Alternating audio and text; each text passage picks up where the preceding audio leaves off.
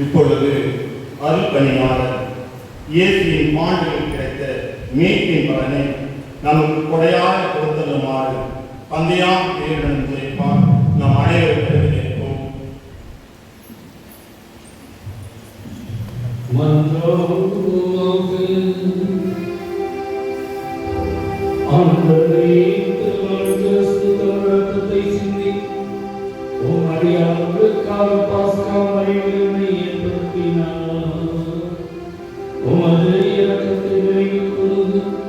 நிலையான பாதுகாப்பாளரை புறப்படுத்துவீராக. என்று வாழ்நாள் செய்து அவர்களையாக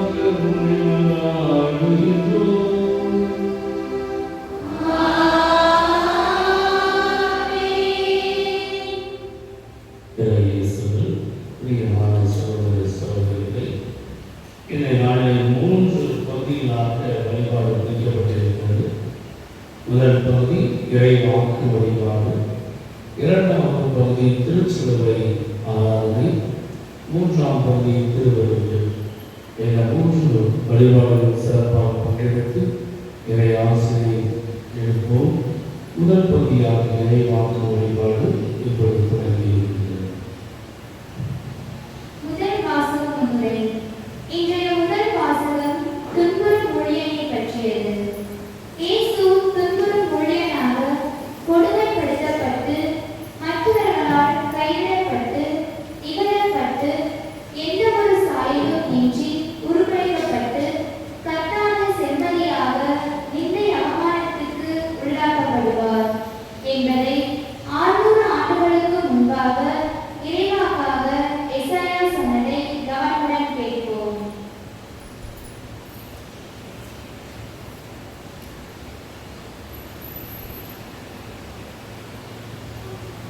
முதல் வாசகம் இறைவாக்கினர் எசாயா நூலிலிருந்து வாசகம், அதிகாரம் 52, இறைவார்த்தைகள் 13 தொடர்ந்து அதிகாரம் 53, இறைவார்த்தைகள் 12 வரை. இதோ என் ஊழியர் சிறைப்படையார், அவர் மேன்மைப்படுத்தப்பட்டு உயர்த்தப்பட்டு பெரிதும் மாற்றியுள்ளார். அவரை கண்ட பலர் திகைப்புற்றனர். அவரது தோற்றம் பெரிதும் உருவடைந்ததால் மனித சாயலே அவருக்கு இல்லாதிருந்தது.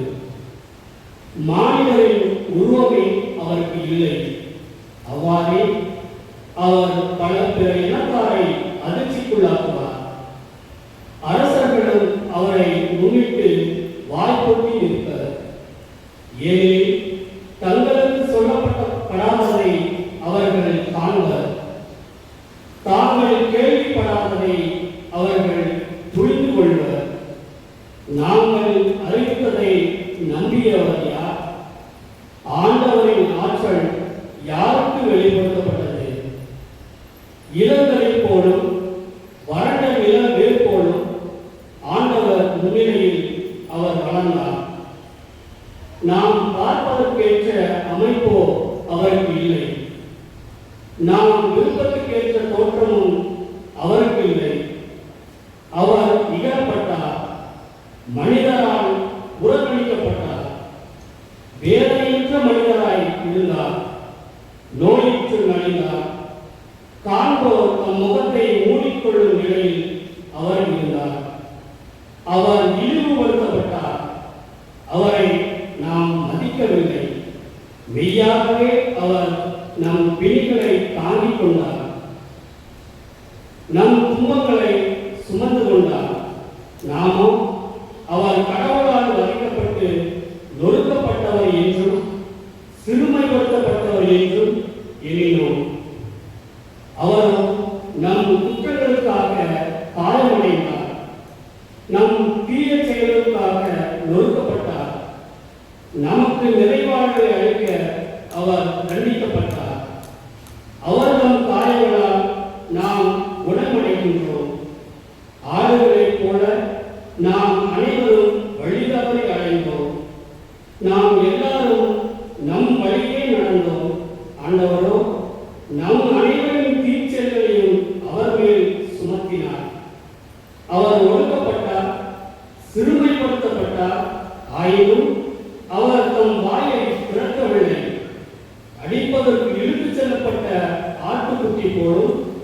உரோமம் கத்திரிப்போர் போலும்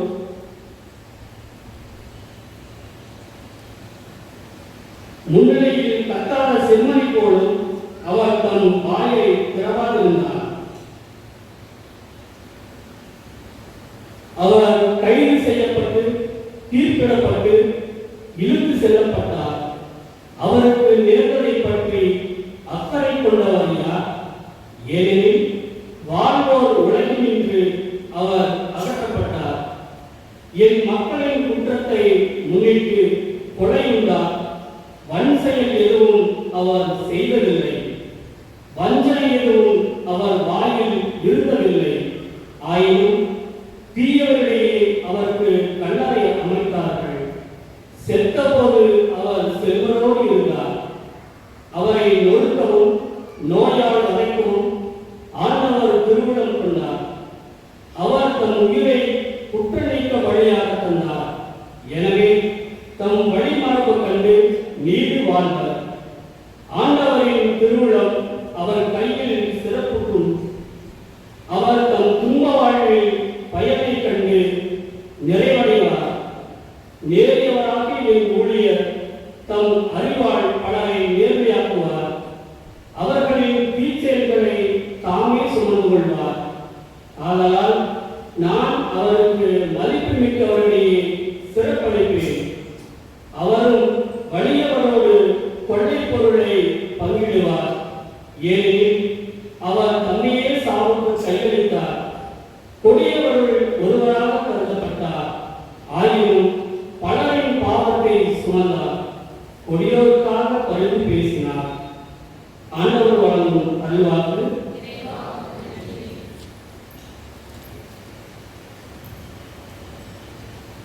முதிரை பாடலாக நீங்கள் பாட வேண்டிய பாடல் வரிகள்: தந்தையே, உன் கையில் என் ஆவியை ஒப்படைக்கின்றேன்.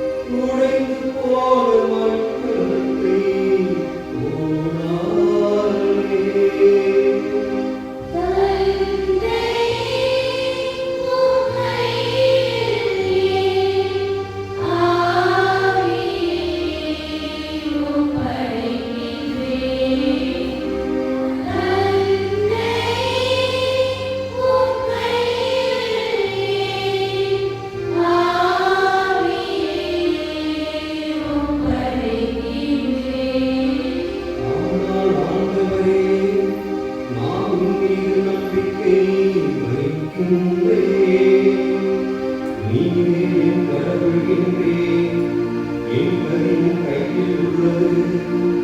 என் எதிரிலிருந்தும் என்னை துன்பிடுத்துவோரிலிருந்து என்னை விடுவித்தருளும். கனிந்த உன் திருமுகத்தை எனக்கு காட்டியருளும். உன் அருளை காட்டி என்னை ஈடேற்றும்.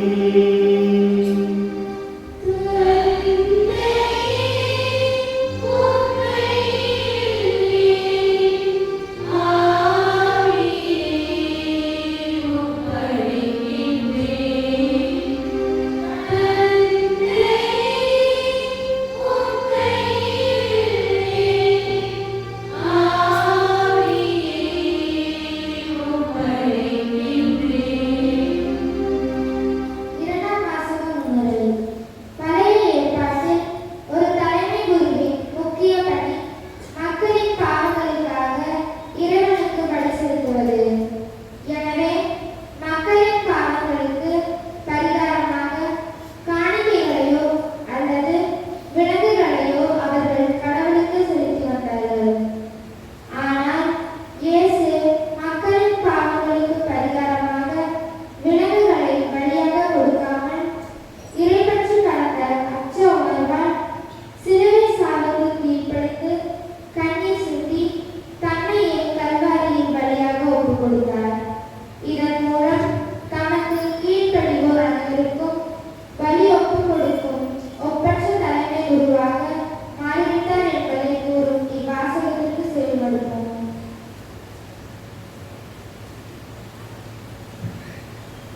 இரண்டாம் வாசகம். எபிரேயருக்கு எழுதப்பட்ட திருமுகத்திலிருந்து வாசகம். வானங்களை கடந்து சென்ற இறைமகனாகிய இயேசுவை நாம் தனிப்பெரும் தலைமை குருவாக கொண்டுள்ளதால் நாம் அறிக்கையிடுவதை விடாது பற்றிக் கொள்வோமாக. ஏனெனில் நம் தலைமை குரு நம்முடைய பழுதுமையை கண்டு இரக்கம் காட்ட இயலாதவர் அல்ல. மாறாக எல்லா வகையிலும் நம்மை போல சோதிக்கப்பட்டவர், எனினும் பாவம் செய்யாதவர். எனவே நாம் இரக்கத்தை பெறவும் ஏற்ற வேளையில் உதவக்கூடிய அருளை கண்டடையவும் அருள் நிறைந்த இறை அரியணையை துணிவுடன் அணிந்து செல்வோமாக. அவர் இவ்வுலகில் வாழ்ந்த காலத்தில் தம்மை சாவிலிருந்து காப்பாற்ற வல்லவரை நோக்கி உரத்த குரல் எழுப்பி கண்ணீர் சிந்தி மன்றாடி வேண்டினார். அவர் கொண்டிருந்த இறைப்பற்று கலந்த அச்சத்தை முன்னிட்டு கடவுள் அவருக்கு செவிசாய்த்தார். அவர் இறைமகனால் இருந்தும் துன்பங்கள் வழியே கீழ்ப்படுதலை கற்றுக்கொண்டார். அவர் நிறைவுள்ளவராகி தமக்கு கீழ்ப்படிவோர் அனைவரும் என்றென்றும் மீட்படைய காரணமானார். இது ஆண்டவர் வழங்கும் அருள்வாக்கு.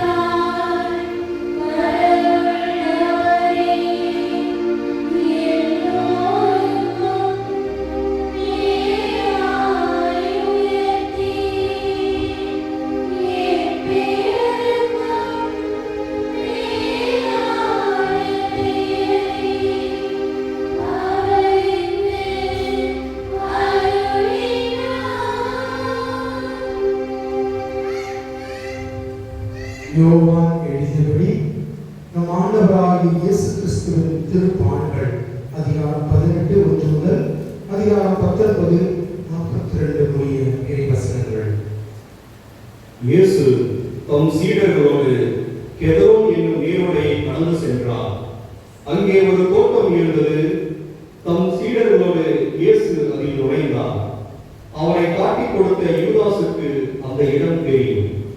ஏனெனில் இயேசுவும் அவருடைய சீடர்களும் அடிக்கடி அங்கு கூடுவர்.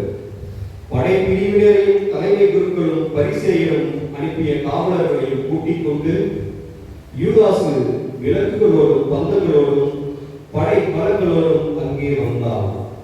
தமக்கு நிகழப்போகிற அனைத்தையும் இயேசு அறிந்து அவர்கள் முன் சென்று, யாரை தேடுகிறீர்கள் என்று கேட்டார்.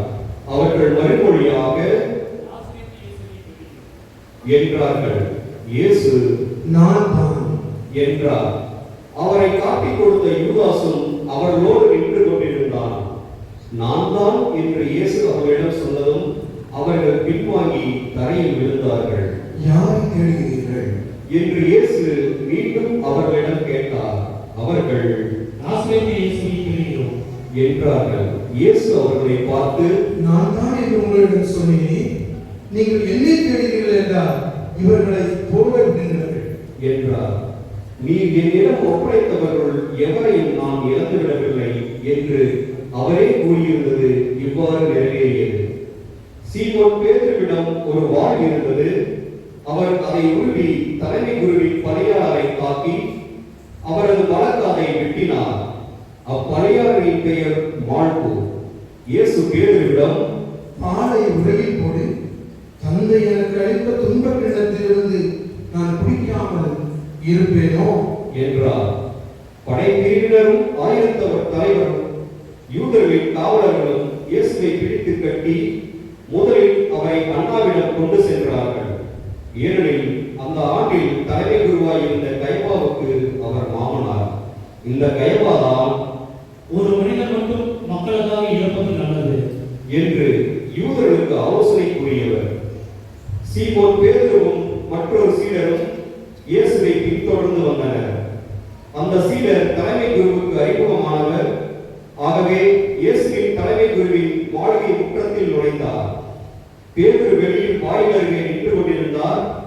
அப்பொழுது தலைமை குருவுக்கு அறிமுகமாயிருந்த அந்த சீடர் வெளியே வந்து வாயில் காவலிடம் சொல்லி பேதுருவை உள்ளே கூட்டிச் சென்றார். வாயில் காவல் செய்த அப்பணிப்பெண் பேதுருவிடம், நீயும் இம்மனிதனுடைய சீடர்கள் ஒருவர் தானே என்று கேட்டார். பேதுரு, இல்லை என்றார்.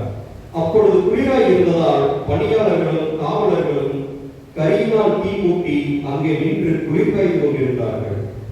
பேதுருவும் சென்று அவரோடு நின்று குளிர் காய்ந்து கொண்டிருந்தார். தலைமை குரு இயேசுவின் சீடர்களை பற்றியும் அவருடைய போதனைகளை பற்றியும் அவரிடம் கேட்டார். இயேசு அவர்களை பார்த்து, நான் உலகறிய வெளிப்படையாய் பேசினேன். யூதர் அனைவரும் கூடி வரும் தொழுகை கூடங்களிலும் கோவிலும் நான் எப்போதும் கற்பித்து வந்தேன். நான் மறைவாக எதுவும் பேசியதில்லை. ஏன் என்னிடம் கேட்கிறேன்? நான் பேசியதை கேட்டுக்கொண்டிருந்தவரிடம் கேட்டு பாருங்கள். நான் என்ன சொன்னேன் என அவர்களுக்கு தெரியுமே என்றார். அவர் இப்படி சொன்னதால் அங்கு நின்று கொண்டிருந்த காவலர் ஒருவர், தலைமை குருவுக்கு இப்படியா பதில் கூறுவாய் என்று சொல்லி இயேசுவின் கன்னத்தில் அறைந்தார். இயேசு அவரிடம், நான் தவறாக பேசியிருந்தால் தவறு என்னவென்று காட்டும். சரியாக பேசியிருந்தால் ஏன் என்னை அடிக்கிறீர் என்று கேட்டார். அதன் பின் அண்ணா அவரை கட்டப்பட்ட நிலையில் தலைமை குரு கயப்பாவிடம் அனுப்பினார். சீமோன் பேதுரு அங்கு நின்று குளிர் காய்ந்து கொண்டிருந்தார். அப்பொழுது அங்கிருந்தவர்கள் அவரிடம், நீயும் அவருடைய சீடர்கள் ஒருவர் தானே என்று கேட்டனர். அவர், இல்லை என்று மறுதளித்தார். தலைமை குருவின் பணியாளர் ஒருவர், நான் உன்னை தோட்டத்தில் அவர்களும் பார்க்கவில்லையா என்று கேட்டார். பேதுருவால் காது வெட்டப்பட்டவருக்கு இவர் உறவினர். பேதுரு மீண்டும் மறுதளித்தார். உடனே சேவல் கூவிற்று. அதன் பின் அவர்கள் கயபாவிடமிருந்து ஆளுநர் மாளிகைக்கு இயேசுவை கொண்டு சென்றார்கள். அப்பொழுது விடியற்காலம். பாஸ்கா உணவை உண்ணும் முன் தீட்டுப்படாமல் இருக்க ஆளுநர் மாளிகையில் அவர்கள் நுழையவில்லை.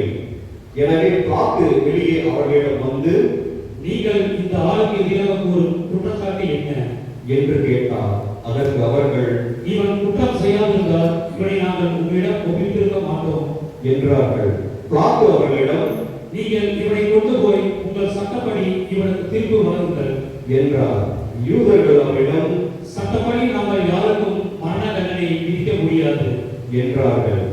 இவ்வாறு தாம் எப்படிப்பட்ட சாவுக்கு உட்பட போகிறார் என்பதை குறிப்பிட்டு இயேசு கூறியிருந்ததை நிறைவேற செய்தார்கள்.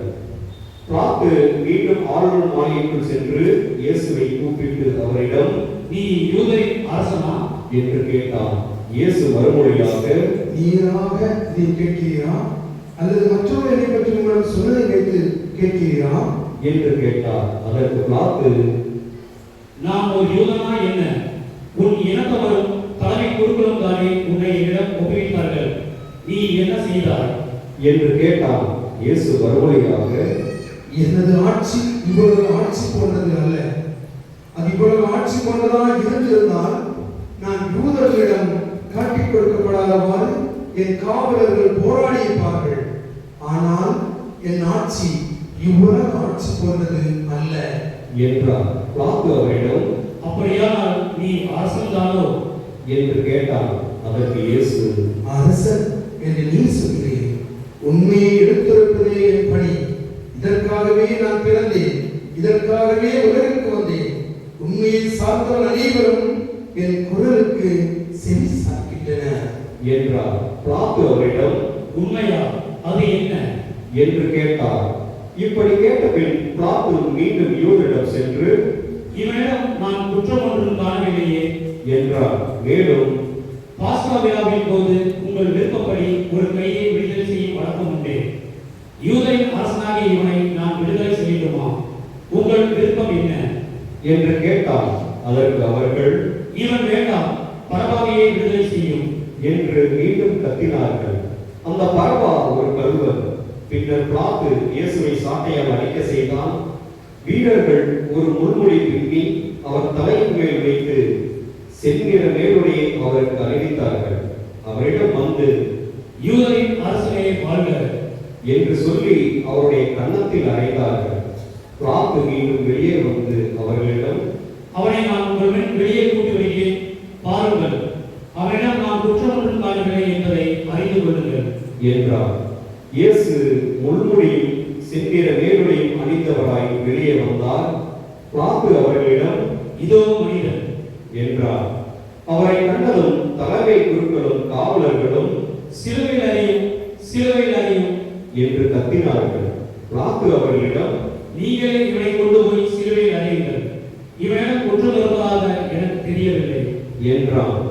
யூதர்கள் அவரை பார்த்து, எங்களுக்கு ஒரு சட்டம் ஒன்று, அச்சட்டத்தின்படி இவன் சாக வேண்டும், ஏனெனில் இவன் தன்னையே இறைவன் என உரிமை கொண்டாடுகிறான் என்றனர்.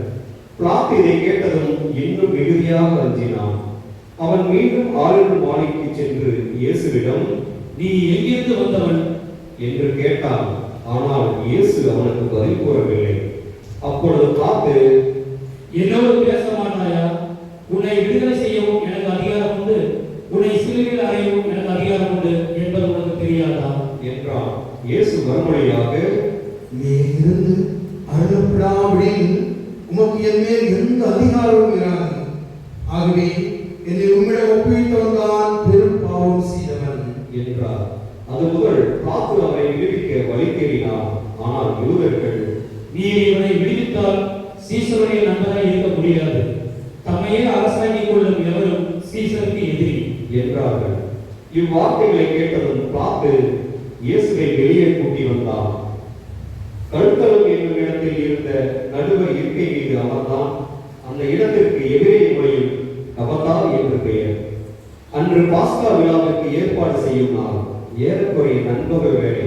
பிலாத்து யூதர்களிடம், இதோ உங்கள் அரசன் என்றான். அவர்கள், ஒழிக ஒழிக, அவனை சிலுவையில் அறையும் என்று கத்தினார்கள்.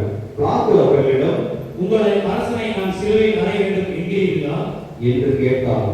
அதற்கு தலைமை குருக்கள், எங்களுக்கு சீசை தவிர வேறு அரசன் இல்லை என்றார்கள். அப்பொழுது பிலாத்து அவரை சிலுவையில் அறையுமாறு அவர்களிடம் ஒப்புவித்தார். அவர்கள் இயேசுவை தம் பொறுப்பில் ஏற்றுக்கொண்டார்கள். இயேசு சிலுவையை தாமே சுமந்து கொண்டு மண்டை ஒட்டு என்னும் இடத்திற்கு சென்றார். அதற்கு எபிரேய மொழியில் கொல்கொதா என்ற பெயர். அங்கே அவர்கள் இயேசுவையும் அவரோடு வேறு இருவரையும் சிலுவையில் அறைந்தார்கள். அவ்விருவரையும் இரு பக்கங்களிலும் இயேசுவை நடுவிடமாக அறைந்தார்கள். பிலாத்து குற்ற அறிக்கை ஒன்று எழுதி அதை சிலுவையின் மீது வைத்தான். அதில் நாசரேத்து இயேசு யூதர்களின் அரசன் என்று எழுதியிருந்தது. இயேசு சிலுவையில் அறையப்பட்ட இடம் நகரத்திற்கு அருகில் இருந்ததால் யூதரில் பலர் இந்த குற்ற அறிக்கையை வாசித்தனர். அது எபிரேயம், லத்தீன், கிரேக்கம் ஆகிய மொழிகளில் எழுதப்பட்டிருந்தது. யூதரின் தலைமை குருக்கள் பிளாத்திடம், யூதரின் அரசன் என்று எழுத வேண்டாம், மாறாக யூதரின் அரசன் நான் என்று அவனே சொல்லிக் கொண்டதாக எழுதும் என்று கேட்டுக்கொண்டார்கள். பிளாத்து அவர்களை பார்த்து, நான் எழுதியது என்றார். இயேசுவை சிலுவையில் அறைந்த பின் படை வீரர் அவருடைய மேலுடைகளை 4 பாகமாக பிரித்து ஆளுக்கு ஒரு பாகம் எடுத்துக்கொண்டார்கள். அங்கியையும் அவர்களே எடுத்துக்கொண்டனர். அந்த அங்கி மேலிருந்து கீழ் வரை தையலே இல்லாமல் நெய்யப்பட்டிருந்தது. எனவே அவர்கள் ஒருவரை ஒருவர் நோக்கி, அதை கிழிக்க வேண்டாம், அதை யாருக்கு கிடைக்கும் என்று பார்க்க சீட்டு குலுக்கி போடுவோம் என்றார்கள். என் ஆடைகளை தங்களுக்குள் பகிர்ந்து என் உடை மீது சீட்டு போட்டார்கள் என்னும் மறைநூல் வாக்கு இவ்வாறு நிறைவேறியது. சிலுவை அருகில் இயேசுவின் தாயின் சகோதரியும் குளோப்பாவின் மனைவியுமான மரியாயும் மகதல மரியாவும் நின்று கொண்டிருந்தனர். இயேசு தம் தாயையும் அருகில் நின்ற தம் அன்பு சீடரையும் கண்டு தம் தாயிடம், அம்மா, இவரே உன் மகன் என்றார். பின்னர் தம் சீடரிடம், இவரே உன் தாய் என்றார். அந்நேரம் முதல் அச்சீடர் அவரை தம் வீட்டில் ஏற்று ஆதரவளித்து வந்தார். இதன்பின் அனைத்தும் நிறைவேறிவிட்டது என்பதை அறிந்த இயேசு, தாகமாயிருக்கிறது என்றார். மறைநூலில் எழுதியுள்ளது நிறைவேறவே இவ்வாறு சொன்னார். அங்கே ஒரு பாத்திரம் நிறைய புளித்த திராட்சை ரசம் இருந்தது. அதில் கடற்பஞ்சை நன்கு துவைத்து யூசோப்பு தண்டில் பொருத்தி அதை அவர்கள் வாயில் வைத்தார்கள். அந்த ரசத்தை குடித்ததும் இயேசு, எல்லாம் நிறைவேறிற்று என்று கூறி தலை சாய்த்து ஆகியோரை ஒப்படைத்தார்.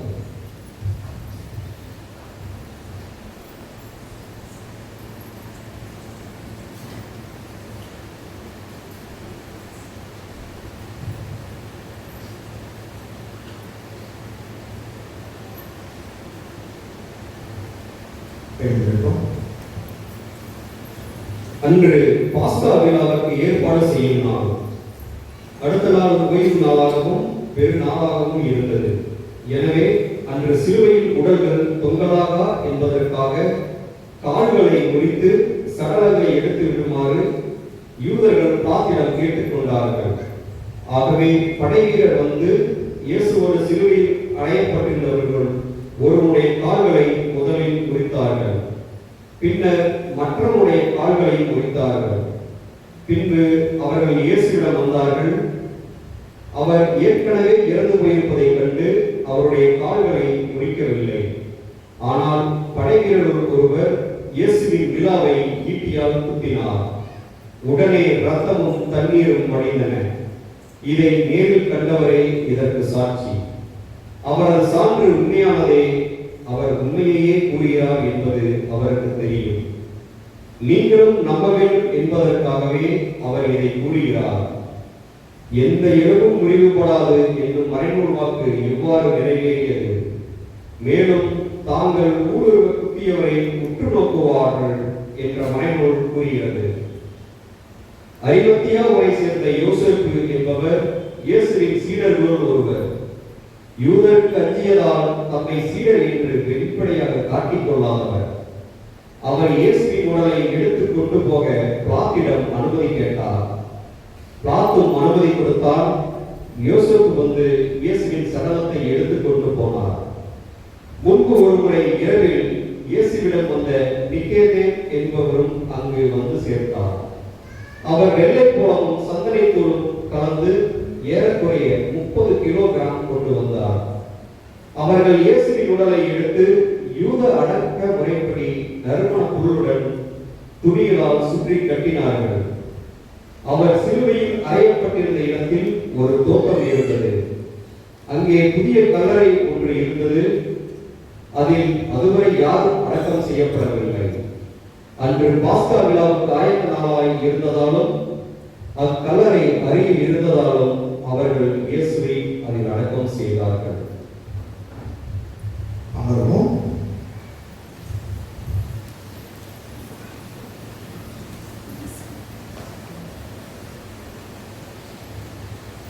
இன்னைக்கு எத்தனை சிவப்பாதைக்கு இங்கிருந்து நல்லவங்க இங்கிருந்து நல்லவங்க பாராட்டுகள். கண்டிப்பாக என்னுடைய சிவப்பாதைக்கு போய் அங்கே நடந்து திரும்ப வந்து களைப்பாட்டு அடையினா இருப்பீங்க.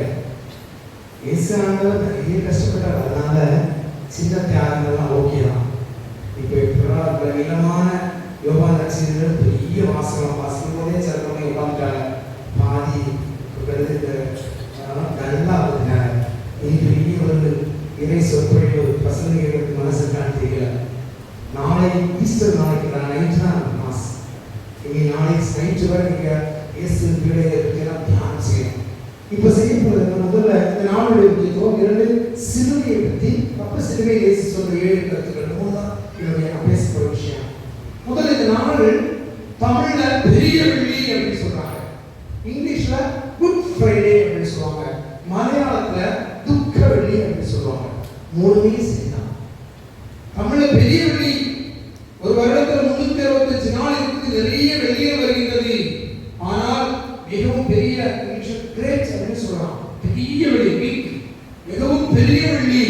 ஏனென்றால் இயேசு ஆண்டவர் இரட்சகர் பல ஆண்டுகளாக காத்திருந்த அந்த மீட்பர் இந்த உலகிற்கு வந்து நமக்காக வந்து தன் உயிரை கொடுத்து மீட்படுத்த அந்த நாள் இந்த நாள்.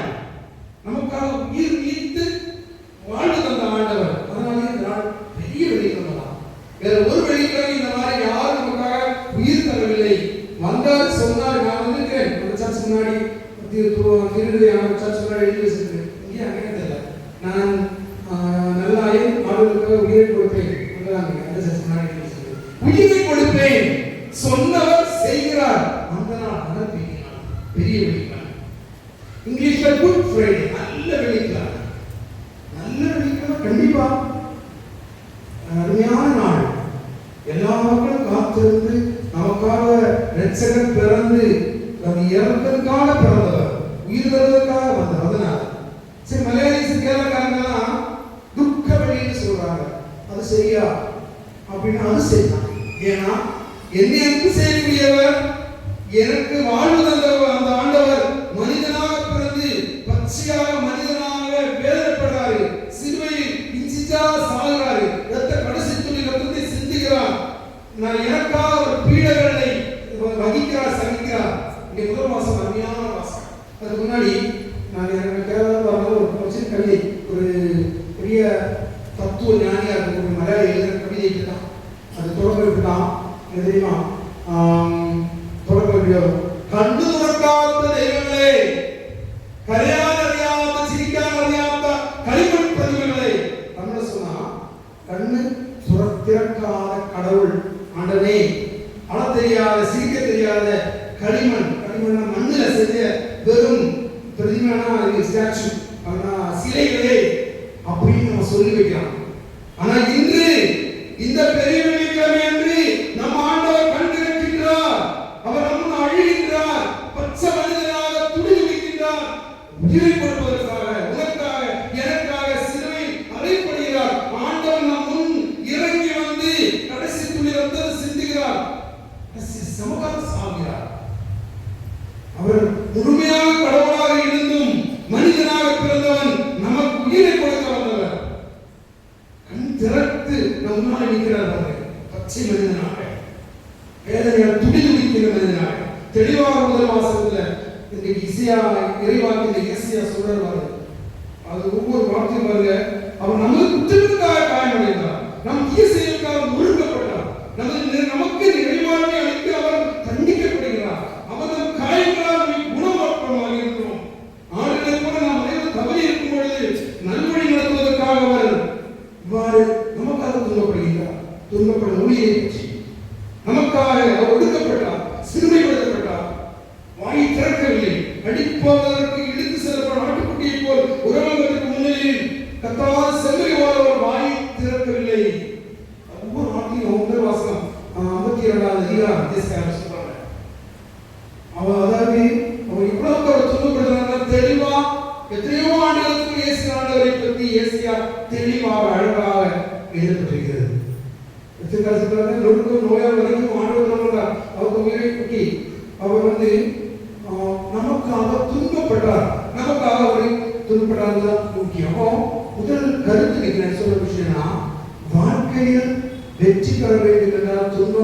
கஷ்டங்கள் அனுபவித்து ஆக வேண்டும். ஒரு கிறிஸ்தவ வாழ்க்கை இந்த பெரிய வெள்ளிக்கிழமை முடியாது. நாம் ஈஸ்டர் தான் காத்திருக்கின்றோம். சிலுவை மரணம் என்பது அவர் முடியவில்லை. 2 நாட்களில் 3வது நாள் இயேசுவானோ உயிர்த்து வெற்றிவாகை சூடி வருவார். துன்பம் துயரங்கள் நல்ல வாழ்க்கையில எதிர்பார்ப்புகளோடு வாழ வேண்டும். நீ கஷ்டப்படும் போது உனக்கு நல்ல வாழ்க்கை அமையும், சந்தேகமே இல்லை. நீ ஒழுங்கா படிக்கும் போது படிக்கிறது கஷ்டம் தான், நல்ல நண்பர்கள் கிடைக்கும் மகிழ்ச்சி அடையணும். துன்ப துயரங்கள், நோ பெயின் நோ கெயின் சொல்லுவாங்க. No adversity, no prosperity without adversity. துன்ப துயர கஷ்டங்கள் அது இல்லாம வாழ்க்கை செழுமையான வாழ்க்கை அமையாது. அது நீ விவசாயம் பண்ணும்போது கூட சரி, ரொம்ப கஷ்டப்படும் போதுதான் நல்ல அறுவடை வரும். நல்ல சந்தோஷமான மகிழ்ச்சியான வாழ்க்கைக்கு துன்ப துயரங்கள் வேண்டும். அருமையான ஒரு சினிமா பாடல் இருக்கு, உங்களுக்கு தெரியும்.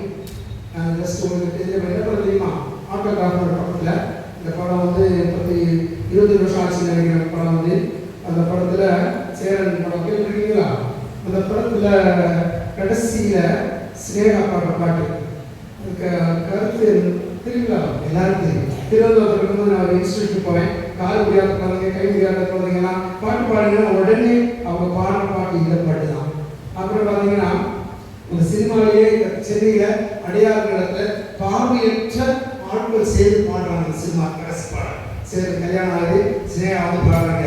ஒவ்வொரு பூக்களுமே சொல்கிறது வாழ்வென்ற போராடும் போர்க்களமே, வாழ்க்கை ஒரு போர்க்களம், இரவான பகல் வந்திடும். பெரிய வெள்ளிக்கிழமைக்கு அப்புறம் ஈஸ்டருக்கு மறந்துடாதீங்க. நம்பிக்கை என்பது வேணும் வாழ்வில், லட்சியம் நிச்சயம் வேணும். ஒரு நாளில் மனமே மனம் மாறிவிடும், மனையோடு கனியோ மோதிவிடு. உள்ளம் என்று எப்போது உடைந்து போகக்கூடாது. என்ன இந்த வாழ்க்கை என்று எண்ணம் சொல்லக்கூடாது. எந்த மனிதன் நிச்சயக்குள் காயங்களை சொல்லுங்கள், காலப்போக்கில் காயமெல்லாம் மறைந்து போகும் மாயங்கள். உளிதான் அங்கும் கற்கள் தானே மண் மீது சிலையாகும். யாருக்கு போராட்டம், கண்ணில் எந்த நீரோட்டம், ஒரு கனவு கண்டால் அது தினமும் என்றால் ஒரு நாளில் நிஜமாகும்.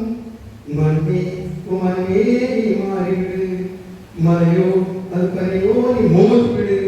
ஐயோ பரி சிலுவையில் வரும்பொழுது நீ வெற்றிகரமான எண்ணத்தோடு செல்ல வேண்டும். என்ன ஸ்டாண்ட்ஸ் ஆஃப் அருமையாக வாழ்க்கை கவிதை வாசிப்போம், மாநில யோசிப்போம், முயற்சியை உண்மை மட்டும் மூச்சு போல லட்சம் கனவு கண்ணோடு லட்சியங்கள் நெஞ்சோடு உண்மையோடு யாருமே உறுதியோடு போராடு. மனிதாவும் மனதை கீறி இதை ஓடு மரமாகும் அவமானப்படுதோல்வி எல்லாமே உடமாகும். தோல்வி இருந்து வரலாறா துக்கம் என்ன என்பதோட ஒரு முடிவு இருந்தால் அது தெளிவிருந்தால் அது வானவாசமாகும். மண்ணே மண்ணே மாறிடு. இது இந்த பாட்டு இந்த பெரிய வெள்ளிக்கிழமையில் எல்லா கருத்தும் இருக்கு. சிலுவை உன் வாழ்க்கையில் வரும். முக்கியமான விஷயம் நான் சிலுவை தான் பேச போறேன்னு சொன்னேன். வாழ்க்கையில் இந்த மாதிரி வேதனை துன்பம் இல்லாமல் வெற்றி இல்லை. முதல் கருத்து நான் சொல்றேன்.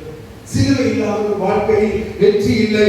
சிலுவையில் ஏற்றுக்கொள்ள தயாராக வேண்டும் என்பது இந்த சிலுவையுடைய கருத்துக்களை பற்றி. சிலுவை என்றால் என்ன, அதன் பொருள் என்ன? சிலுவை என்பது சிம்பிள் ஆஃப் சாக்ரிஃபைஸ், தியாகத்தினுடைய அடையாளமாக இருக்கிறது. இயேசுவானவர் சிலுவையில் கொடுக்கிறாரு. இதை விட பெரிய தியாகமே இல்லை. 2 ரெப்ரசன்டேஷன் ஆஃப் லவ், அன்பின் அடையாளம். எவ்வளவு அன்பு செய்ய வேண்டும், உயிரை கொடுக்கும் அளவுக்கு நீ அன்பு செய்ய வேண்டும். ஒருவன் நீ அன்பு செய்ய என்றால் உயிரை கொடுக்க தயாராக வேண்டும். முழுமையாக பகிர்தல்.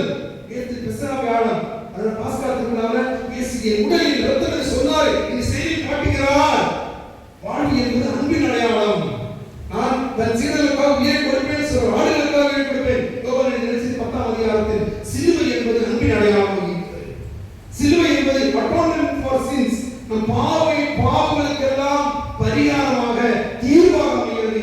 இயேசு ஆண்டவர் எதுக்காக சிலுவையில் அறையப்பட்டார்? நம் பாவங்களுக்காக, நம் மீட்புக்காக, நம் எல்லா பிரச்சனைகளிலிருந்து விடுதலைக்காக அவர் சிலுவையில் அறையப்பட்டிருக்கிறார். என் பாவத்துக்காக தான்.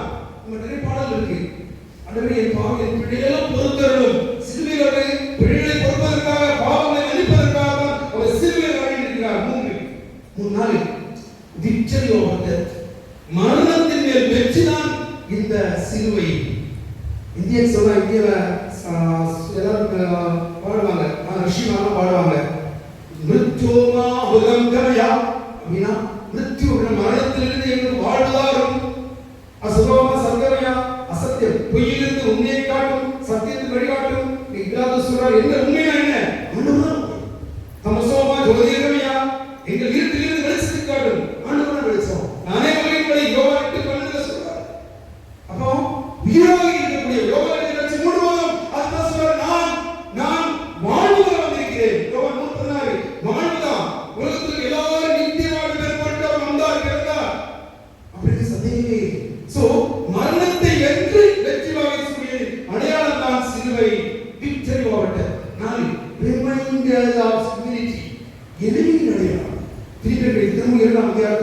கடவுளாக இருந்து அவர் மனிதனாக பிறக்கிறார். சிலுவை அளவுக்கு அவர் கேள்விப்படுகிறார். அவர் தாழ்ச்சியோடு இருக்கின்றார். தாழ்ச்சியின் அடையாளம். கிரீக்கு மக்களை பொறுத்தமட்டில் அவமானத்தின் அடையாளம். யகூத மக்களை பொறுத்தமட்டில் அவமானத்தின் அடையாளம். அதாவது தப்பு பண்றதுதான் சிலுவையில் அடையாளம்.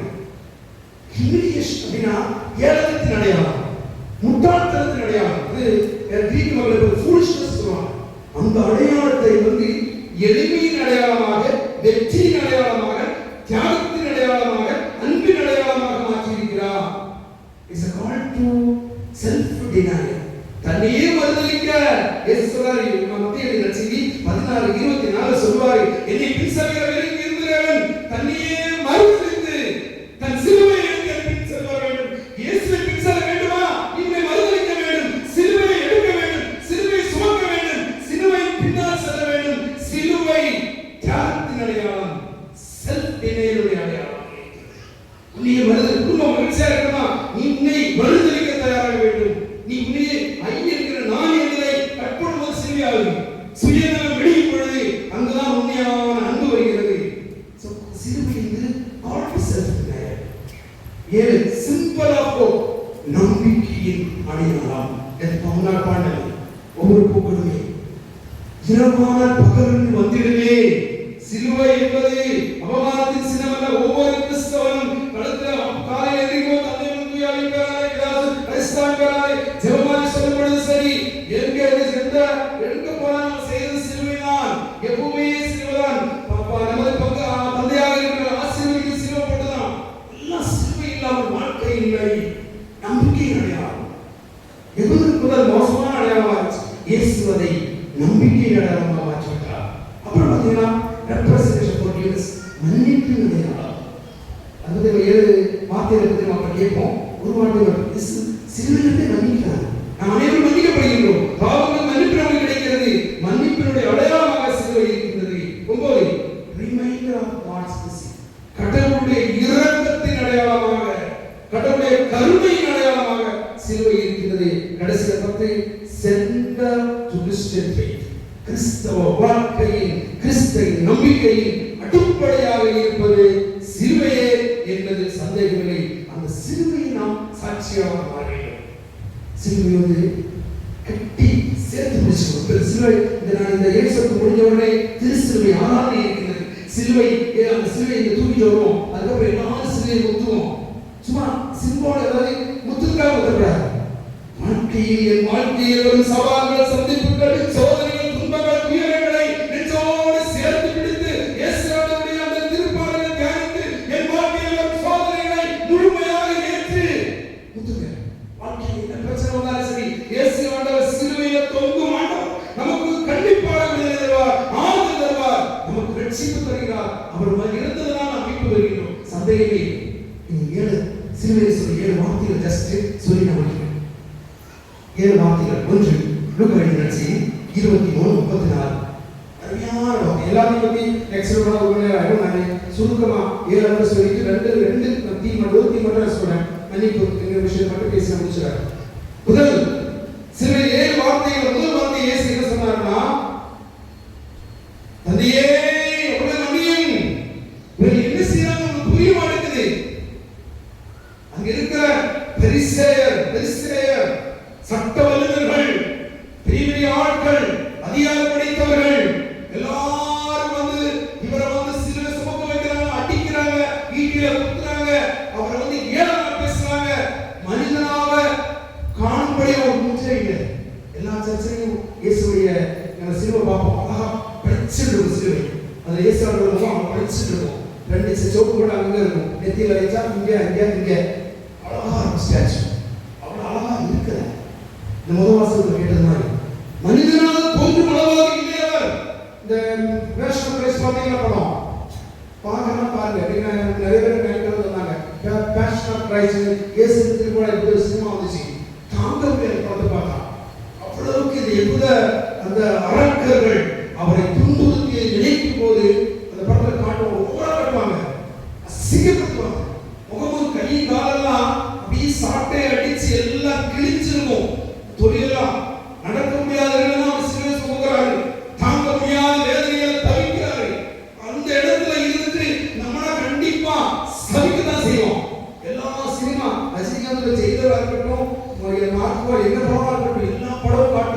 என் குடும்பத்துல ஒருத்தர் அடிச்சியா உன் குடும்பத்தை நாசம் பண்ணுவேன். எனக்கு நீ துரோகம் பண்ணியா நீ முழுவதும் நாசமா போனோம். ஒரு கொலைக்கு 3 கொலை. அது ஜாதிகரமாக இருக்கட்டும், மதகரமாக இருக்கட்டும், குடும்பகரமாக இருக்கட்டும், துரோகத்துக்கு பதில் துரோகம். இன்னைக்கு வந்து என்ன பண்ணனே நான் உன்னை திரும்ப செய்வேன். திரும்பி அடிப்பேன். அதான் மனிதனுக்கு சிங்கனால கடவுள்தான். இயேசுநாதர் சிலுவையில் தொங்கிட்டு சொல்றாரு, ஆண்டவரே தந்தையே இவனை வந்து இவனை செய்வது என்னன்னு தெரியவில்லை. மன்னிப்பு ஒரு கிறிஸ்தவனுடைய வாழ்க்கையில் அடிப்படையான கிறிஸ்தவனுடைய அழகு என்பதை மன்னிப்பு தான். குடும்பத்தில் யாருக்கெல்லாம் உங்களுக்கு வாய்தாய் இருக்கும், அதனால கோபம் வெறித்தனமா இருக்கீங்களா, பேசாம இருக்கீங்களா, போய் பேசுங்க. 2 உதாரணங்கள் சொல்ல விரும்புகிறேன். ஒன்று வருத்தமான விஷயம். நேற்று ஒரிசால வந்து ஸ்டெயின் அப்படிங்கிற ஒரு ஆஸ்திரேலியன் மிஷனரி வந்து அவரும் அவர் மனைவி 2 பையங்க இருந்தாங்க. இந்த கிளாடி அப்படிங்கிற அக்கா அந்த அம்மா அவங்க கணவன் தான் ஸ்டெயின். இவரையும் 2 பசங்களையும் இந்து தீவிரவாதிகள் ஒரிசால ஜீப்ல வச்சு உயிரோடு எரிச்சு மறுநாள் இந்த அம்மா கிளாடி கிறிஸ்தவங்க, புரொட்டஸ்டன்ட் கிறிஸ்தவங்க வந்து கேட்கிறாங்க, என்ன சொல்றீங்க? உங்க மகனையும் உங்க 2 மகன்களையும் உங்கள் கணவரை உயிரோடு எரித்த இவர்களை என்ன செய்திருக்கிறீங்க? அப்ப அந்த அம்மா சொல்றாங்க, நான் கிறிஸ்தவ பெண், அவர்களோடு நான் மன்னிக்கிறேன். I forgive them because I am Christian. அப்படிங்கிறாங்க. நான் கிறிஸ்தவ பெண்மணி, ஆகவே மன்னிக்கிறேன். என் கணவரை உயிரோடு என் கண் முன்னால ஜீப்ல எரிக்கிறாங்க, மகனை சுட்டு எரிப்பவரை நான் மன்னிக்கிறேன் அப்படிங்கிறாங்க. இந்தியாவுக்கு ஒரு சட்டம் இருக்குது. அதன் அடிப்படையில அவங்க எல்லாம் அரெஸ்ட் பண்றாங்க. கொஞ்சம் நேத்து நம்ம பாஸ்கா பெசகா காலத்துல நேத்து அது ஒரு முக்கியமா எரிச்சவ பிஜேபி அரசு சும்மா போச்சு. ரொம்ப அர்த்தமான விஷயம். இந்தியாவில் ஒன்றுதான் இந்த ஸ்டெயின் நம்ம 2 மகன்களை சுட்டெரித்த அந்த கொலையாளியை நமது இந்தியாவில் ஒரு கோடரி அந்த கோர்ட் வந்து சும்மா போச்சு. அர்த்தமான விஷயம், கேட்காத விஷயம், வருத்தமான விஷயம். சட்டம் எல்லாரும் குறையில நீ தப்பு பண்ணியா நீ செய்திருக்கணும். அது உனக்கு வாழ்க்கை முழுவதும் நீ செய்திருக்கா அந்த அளவுக்கு துரோகம் பண்ணியிருக்க அப்படின்னா தப்பு பண்ணலாம். ஓகே, தப்பு பண்ணாலும் செய்தி போதவில்லை. தப்பு பண்ண நீ கண்டிப்பா கண்டிப்பு அதெல்லாம் உனக்கு இந்த மாதிரி உனக்கு நியாயமான இதோட சும்மா பிடிச்சி உள்ள போற சான்சாமியில் இருக்க ஜெஸ்விட் ஃபாதர் தான் திருச்சிக்காரு. அவரை வந்து சும்மா பிடிச்சி கொரோனா டைம்ல பொய் கேஸ் போட்டு பிடிச்சி ஜெயில போட்டு ஒரு ஸ்டாவரம் கொடுக்காம 24 வயசுக்காரங்க சும்மா பிடிச்சி அவரை கொண்டுட்டாங்க. அவருடைய வசனம் அதெல்லாம் கொண்டுதான் நானும் கொண்டு போனேன், படிக்கலாம் கொண்டு போனேன். நிறைய பிரச்சனை அவங்க இந்து ஆபீசர்ஸ் எல்லாம் எப்படின்னா வந்தாங்க. கேரளா முழுசும் ஏதோ தீவிரவாதிகள் அப்படின்னு நினைச்சு ஒரு தீவிரவாதம் பண்ணல. உண்மைக்காக நீதிக்காக பேசும் பொழுது நீ தீவிரவாதப்படுகிறாய். அந்த உண்மையான தீவிரவாதி வெளியே விடுறாங்க. அதான் நம்ம நாட்டினுடைய நிலைமை வருந்தத்தக்கது. நான் சொல்ல போறது என்ன அப்படின்னா இந்த கிளாடி சபாவுடைய மனநிலை அது நமக்கு தேவை. எவ்வளவு துரோகம் பண்ணினாலும் மனசார மன்னிக்க வேண்டும். அது ஆண்டவர் என்று சொல்லுகிறது. சிலுவையில் தொங்கிய ஆண்டவர் அவர்களை மன்னித்தது போல மன்னிப்பதற்கு வரம் கேட்போம். ஆண்டவரே எங்கள் குடும்பத்தார் உற்றார் உறவினர் அயலார் சிலவங்க எங்க வெறுத்தனம் கோபத்தனமா இருக்கேன் அப்படி பழிவாங்க நடந்தோடு இருக்கின்றேன், நான் மன்னிக்க தயாராக வேண்டும். மன்னிப்பு இஸ் a Christian value. மதிப்பீடு ஒரு கதை சொல்லுறேன். போன வருஷம் படம் வந்துச்சு, மலையாள படம் பேர் ஃபேஸ் ஆஃப் ஃபேஸ்லெஸ். அது வந்து சிஸ்டர் அப்படின்னு அல்ஃபோன்சா அவங்க சபையை சேர்ந்த FCC சபையை சேர்ந்த ராணி மரியாங்கிற சிஸ்டர். அவங்க வந்து இண்டோர் ஒர்க் பண்ணிட்டு இருக்காங்க, சமூகத்துக்காக ஒர்க் பண்றாங்க. முகம் இல்லாதவர்கள் முகமாக மாறுகிறார்கள். அதான் சினிமாவை நல்ல படம், அருமையான படம், பார்க்கவே நல்லா இருக்கும். கிறிஸ்டியன் வேல்யூஸ் அது கூட காட்டுது. அது படம் என்ன அப்படின்னா இந்த அம்மா கொலை செஞ்சாங்க. சமந்தர் சிங் அப்படின்னு வந்து கொலை பண்ணிடுறாங்க. 38 ரூபா குத்துறான், குத்தி பஸ்ல இறங்கி கொல்றான். அதுக்கப்புறம் கொஞ்ச நாளைக்கு அப்புறம் பார்த்தா இவங்க சகோதரி வின்சி அப்படிங்கிற சிஸ்டர் என்ன பண்றாங்க, இந்த கொலைகாரன் போய் ஜெயில பார்த்து சகோதரன் என் அக்காவை நீ கொலை செஞ்சான்னு உன்னை சகோதரனாக ஏற்றுக்கொள்கிறேன். ஏன்னா கிறிஸ்தவ. அதுக்கப்புறம் இந்த பையன் ஜெயில இருந்து இறங்கணும் போறான். மேச்சர் பிஷப்பை பார்க்கறான். பிஷப் ஆசீர்வதிக்கிறாரு. வீட்டுக்கு போறான். அப்பா அம்மா சொல்றாங்க, என் மகளை கொல்ல நீ எங்கள் குடும்பத்தோடு சேர்த்து இருக்கிற எங்க மகன் அப்படின்னா அவன் சொன்னாங்க, இனி நான் ஒருபோதும் தப்பு பண்ணிட்டேன், வாடகைக்கு காசுக்காக கொலை பண்ணிட்டேன், செஞ்சிட கூடாது. நான் கிறிஸ்தவராக மாற தயாராக இருக்கிறேன். கிறிஸ்துவுடைய அந்த அன்புக்காக நான் நிலை கொள்வேன். ராணிய சிஸ்டர் என்ன செஞ்சாலும் அதை செய்ய தயாரிக்கிறேன். மன்னிப்புடைய அருமை. ஒரு மனுஷன் பாருங்க, பெரிய அற்புதங்கள் குடும்பத்தில் நடக்கும். நோய்கள் மாறும், பிடிகள் மாறும், உங்க மனசுல சமாதானம் வருமா? மன்னிக்க பெரிய தியான கேந்திரங்களை பார்த்தீங்கன்னா மன்னிக்கும் பொழுது நோய் கேன்சர் மாறி போயிடும், கிட்னிகள் மாறிடும், கைகால்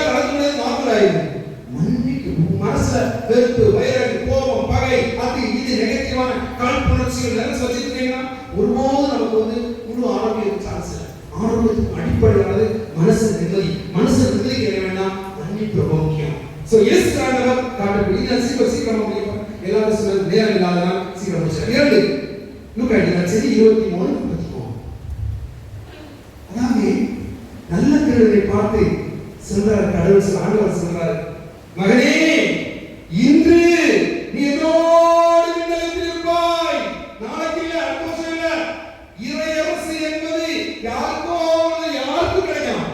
நீ எவ்வளவு மோசமா வாழ்ந்த, இப்போது நீ மனம் திரும்பி ஆண்டவரே நான் தப்பு பண்ணிட்டேன், நான் திருடனாக இருந்தேன், வாழ்க்கை சரியில்லை, இப்போது நான் மனம் வருந்துகிறேன், நான் திருந்த தயாராகிறேன், என்னை உம்மோடு சேர்த்துக் கொள்ளும். அந்த நல்ல திருடன் சொல்றான். அந்த நிமிஷமே ஆண்டவர் உறுதிப்படுத்துறாரு, நீ இன்று என்னோடு இருப்பாய், இன்று இருப்பாய். பியூட்டிஃபுல். அதனால தயவு செய்து மீட்பு நாளைக்காக மாற்றி விட்டாங்க. எப்பனாலும் சரி இறைவனுடைய அரசில் பங்கு பெற நல்ல திருடனை போல நாம். மற்ற திருடன் சரியால அவன் எப்பவுமே திருடனா, சாவு திருடனா, நரகத்தான் இருக்கிறான். நல்ல திருடனாக மாற நான் உண்மையிலே மனசு. மூன்று யோவான் நற்செய்தி 19:26-27. அம்மா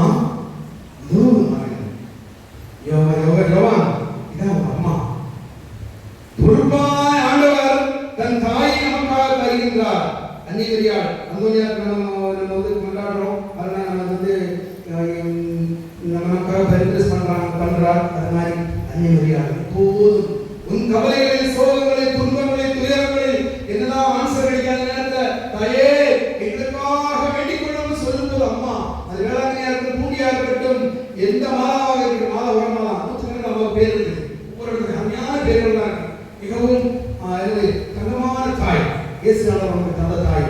தாயை அருளிலேயே வாழ்க அப்படின்னு ஜெப சொல்லும்போது கடவுள் ரெடி வாசிப்பார். ஓகே, அடுத்தது 4 யோவான் 19:28.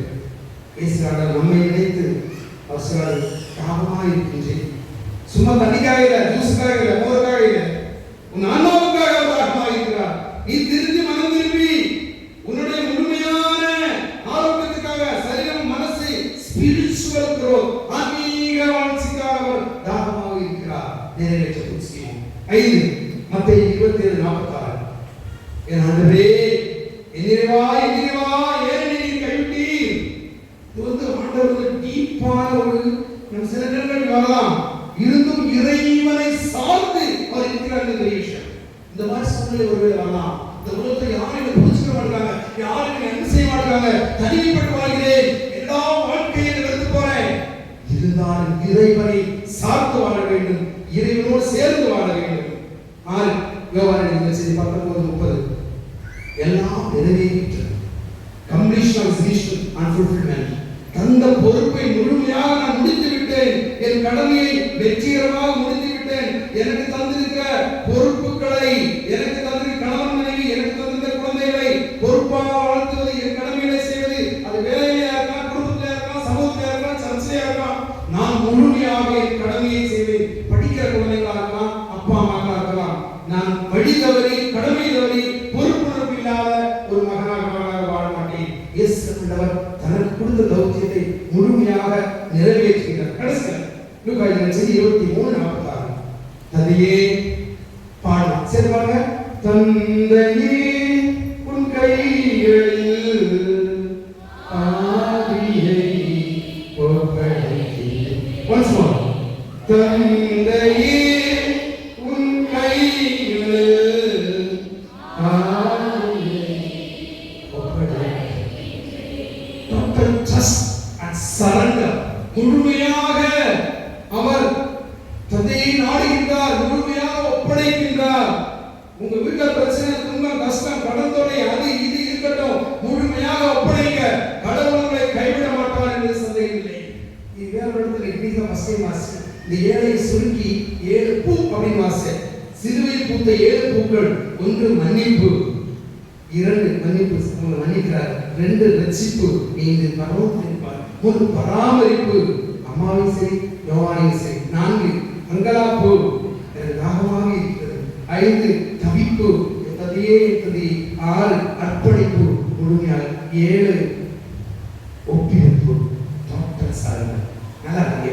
ஃபர்ஸ்ட் டைம் வந்து இப்போ எங்கேயோ பார்த்தேன், நல்லா இருந்துச்சு. 7 போகும் சிலுவையில் 23 வாசம். அவங்க கடைசியா இந்த நாள் முழுமையாக இருக்கும் இயேசு ஆண்டவர் வாழ்க்கையில கடைசியா யோவான் நிகழ்ச்சி 3:16 சத்தம் வாசிங்க. யோவான் நிகழ்ச்சி பைபிள்ல மிக முக்கியமான வார்த்தை எது அப்படின்னா யோவான் நிகழ்ச்சி 3:14 தான். தன் ஒரே மகனை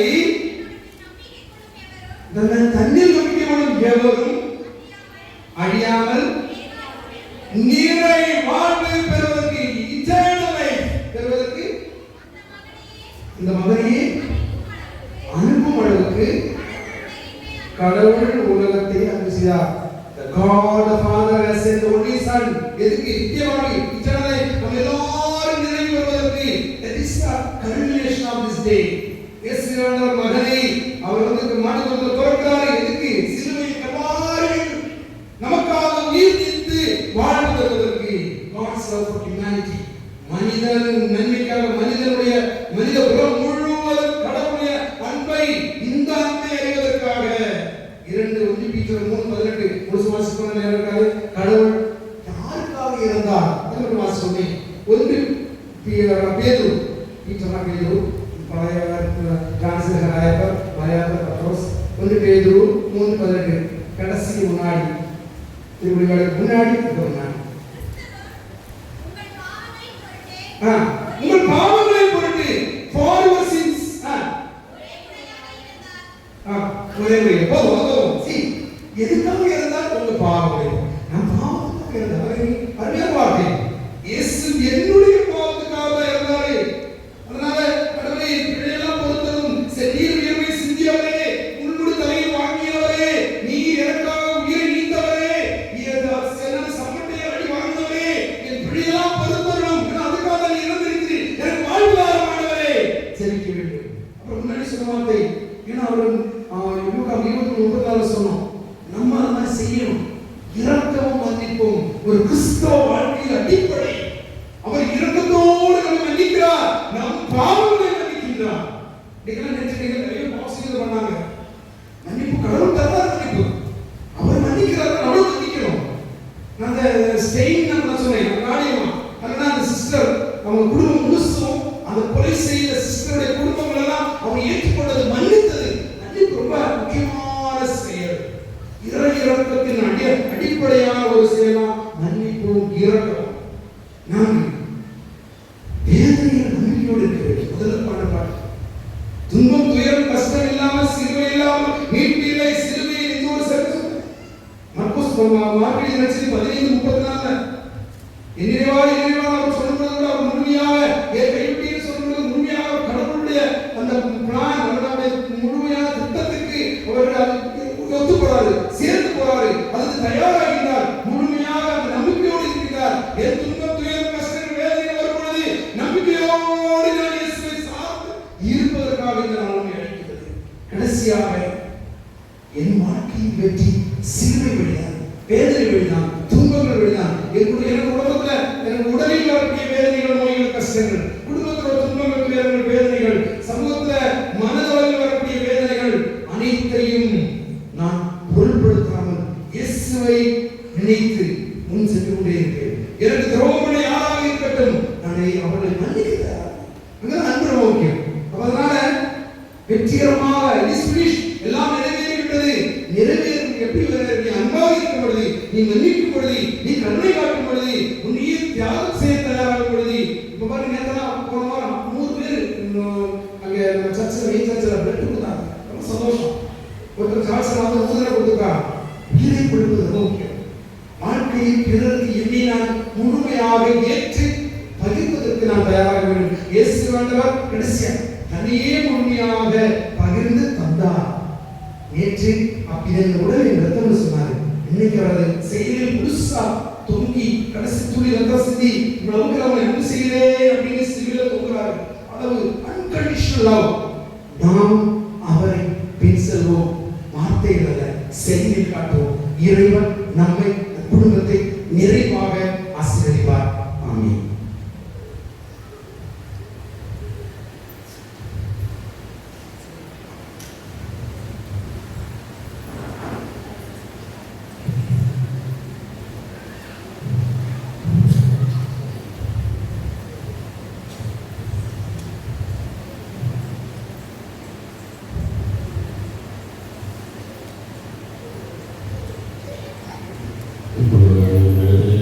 விசுவாசிகளுக்கு நாம் கடந்து சென்றோம். இந்த விசுவாசிகளுக்கு ஏறக்குறைய 10 மன்றாட்டு, இந்த 10 மன்றாட்டு ஒவ்வொரு கருத்துக்காக வாசிக்கொள்ள சொல்லுவார். உலகத்தில் அவைக்காக மன்றாடுவோம் என்று அவர் சொல்லிக் கொடுத்த பாடலை மனிதமாக பண்ணிவிட்டு சில இடங்களில் குருவாரோடு சேர்ந்து அவர்களுக்காக சொல்லிப்பார். அதற்கு பதிலாக நீங்கள் சொல்ல வேண்டியது ஆமென் என்று சொல்லி பாடி கொடுப்போம். திருத்தந்தைக்காக கொண்டாடுவோம். நமது புனித திருத்தந்தை பிரான்சிஸ்காக கொண்டாடுவோம். தலைமை நாயர் விலக்கி அவரை தேர்ந்தெடுத்து நம் இறைவனும் ஆண்டவருமானவர் எவகை தீங்குமின்றி அவரை பேணி காப்பாராக. அதனால் அவர் இறைவனின் புனித மக்களை வழிநடத்தி தம்முடைய புனித திரு அவையை பலம் பெற செய்ய வேண்டும் என கொண்டாடுவோம்.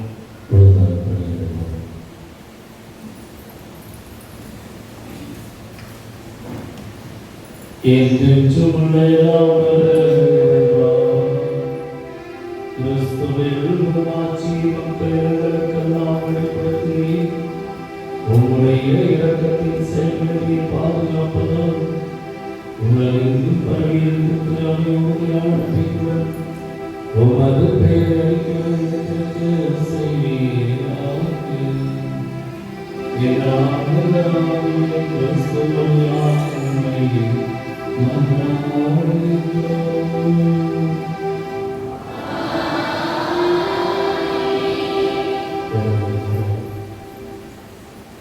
திருநிலை பணியாளர்கள், நம்பிக்கையாளர்கள், பல்வேறு நிலையில் உள்ளவர்களுக்காக கொண்டாடுவோம்.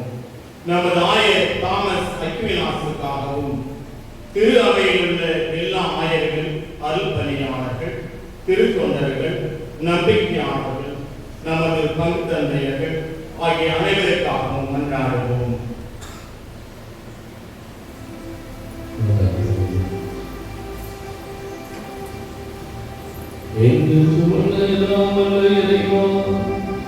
உமதுக்கப்படி அழைத்தும் அமைக்கப்பட்டுள்ளன. அதனால் அறிவிறக்கத்துடன் கண்ணோக்கியதும் திருத்தந்தையும் தலைமைக்கு நாம் நம்பிக்கை மனப்படி அவரை பறையுடன் பத்தொழியாக எங்களாகும் விசுவழியாக உம்மை மன்றாடுகின்றோம்.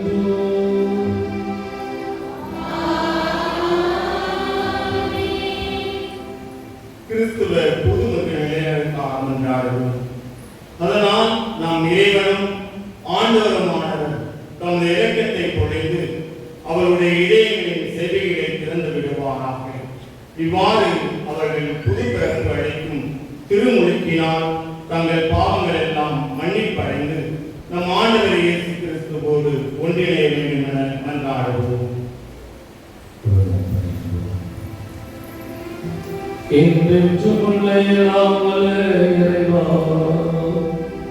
புதிய மக்களை சேர்த்து துறாவையிற்று மலர செய்கின்றீர்.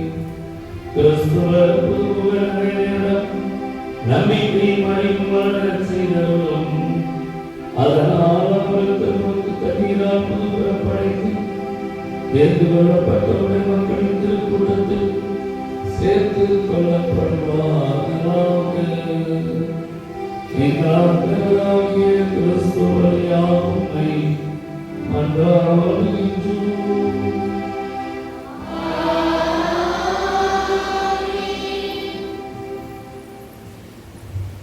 கிறிஸ்துவின் ஒற்றுமைக்காக மன்றாடுவோம். கிறிஸ்துவில் நம்பிக்கை கொண்டுள்ள நமது சகோதர சகோதரிகள் அனைவருக்காக மன்றாடுவோம். நம் இறைவனும் ஆண்டவருமானவர் அவர்களை உண்மையின் பாதையில் வழிநடத்தி தமது ஒரே திரு அவை கூட்டி சேர்த்து காத்தல வேண்டும் என்று மன்றாடுவோம். என்றென்றும் எல்லாம் அல்ல இறைவா, சிதறப்பவர்களை கொண்டு சேர்ப்போம், ஒருங்கிணைந்தவற்றை பேணி காப்பவரும் நீரே. உம் திருமகளின் நன்றியை கருவுடன் கண்ணோக்கியதும் இவ்வாறு உரைத்து உரைக்கிறார் தூய்மைப்படுத்தி அவர்களை நம்பிக்கையின் முழுமையாக நினைத்து அன்பின் பிழைப்பால் ஒன்று சேர்ப்பீராக. எங்களால் பிறராகிய கிறிஸ்து வழியாக உம்மை மன்றாடுகின்றோம்.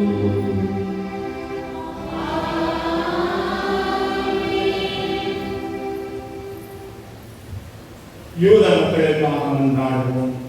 முற்காலத்தில் அவர்களோடு பேசிய நம் இறைவனாய் ஆண்டவர் தமது மீட்பின் மீதுள்ள அன்பிலும் தமது உடன்படிக்கை மீதுள்ள நம்பிக்கையிலும் அவர்களை வளர்ச்சி அடைய செய்தர வேண்டும் என்று மன்றாடுவோம்.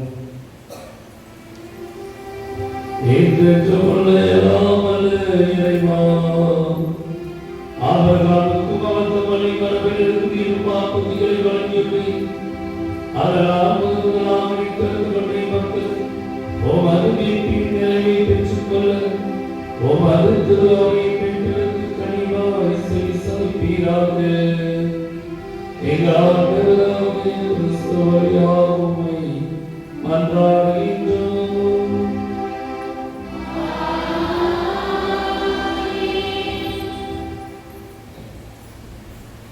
கிறிஸ்துவில் நம்பிக்கை கொள்ளாதவர்களுக்காக மன்றாடுவோம்.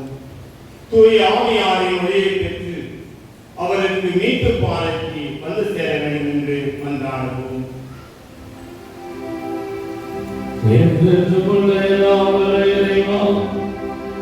கிறிஸ்துவை ஏற்றுக்கொள்ளாத மக்கள் உம் திருவும் நேர்மையான நடக்கும் உண்மையை கண்டடைவார்களாக. நாங்கள் எப்போதும் மற்றும் எப்போதும் நடத்துவதால் உமது வாழ்வின் மறைவை புரிந்துவதால் உமது அன்பை உலகிற்கு தெளிவாக காட்டும் சாட்சிகளால் விளங்க செய்கிறாக. எங்களால் பிறராகிய கிறிஸ்து வழியாக உம்மை மன்றாடுகின்றோம்.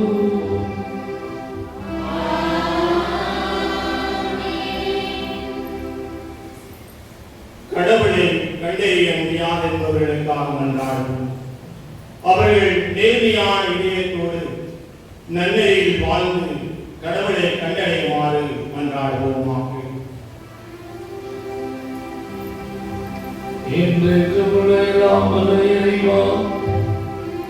மனிதர் அனைவரும் எப்போதும் விரும்பித்தேனும் உம்மை கண்டடைவதால் அமைதி பெறவும்மை நீர் அவர்களை படைத்தீர்.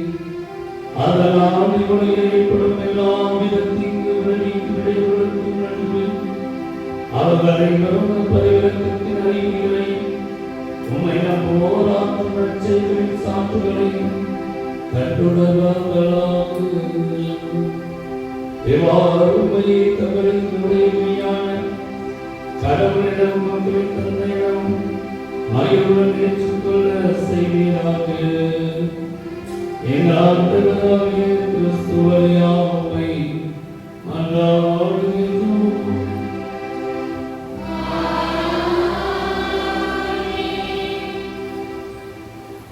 நாடுகளை ஆள்வோருக்காக மன்றாடுவோம்.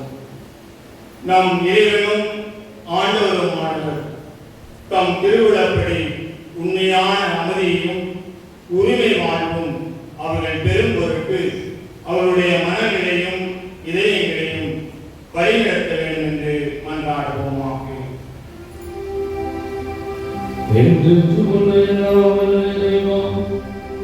துயருவோருக்கு ஆற்றல் வருவோருக்கு திடமும் நீரே.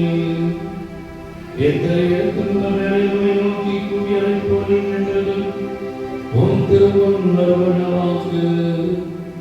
அதனால் தங்கள் தேவைகளுக்கு நிரப்பட்டவர் துணிப்படி கிடைக்கிறது அவரோடும் மகிழ்வார்களாக.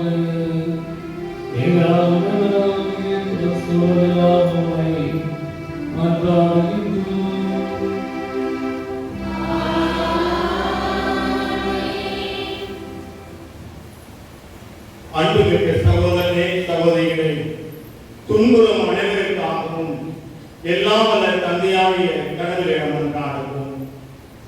தவறுகள் அனைத்திலிருந்து உலகத்தை தூய்மைப்படுத்தவும், பிணிகளை நீங்கி பஞ்சம் ஒழியவும், சிறைகள் திறக்கப்பட்டு தலைகள் தகர்க்கப்படவும், வழிபோக்கு பாதுகாப்பு பெறவும், பயணம் செய்வோர் நலமாக வீடு திரும்பவும், நோயுற்றோர் நலம் பெறவும், இருக்கின்றவர்கள் மீட்பு பெறவும் வேண்டும் என்று மன்றாடுவோமாக.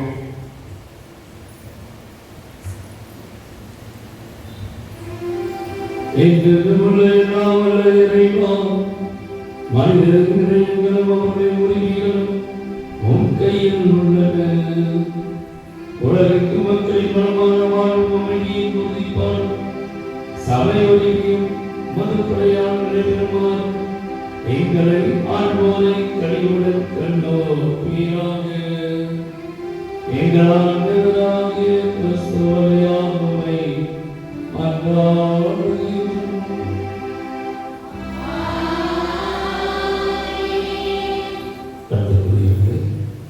இப்பொழுது முதல் பகுதியாகிய இறைவாக்கு வழிபாடு முடிவடைந்தது. இரண்டாம் பகுதியாக திருச்சிலுவை ஆராதனை நடைபெறுகிறது. இப்பொழுது குருவானவர் முன்பகுதியில் வைத்திருக்கிற தூயில் மூடப்பட்ட சிலுவையை தூக்கிக் கொண்டு பீடச்சர்கள் இருவரும் மெழுகுகளை எரிமெழுகு தாங்கிக் கொண்டு வருவார்கள். ஆலயத்தின் முகப்பிலே தலை மூடிப்பட்டிருக்கிற சிலுவையை தூயிலில் வைத்து தலை மட்டும் காண்பித்து திருச்சிலுவை மரமிகோ என்று பாடலை பாடுவார். நீங்கள் அனைவரும் அதற்கு வருவி ஆராதிப்போம் என்று சொல்லுவோம், பாடுவோம். அதே போல ஆலயத்தின் நடுப்பகுதியிலும் அதே போல ஆலயத்தின் உட்பகுதியை பீடத்துக்கு முன்பாக இத்தகைய வழிபாடு நடைபெறும். பின்னர் சிலுவை பூர்த்தி செய்யும் அந்த காரியம் நடைபெறும்.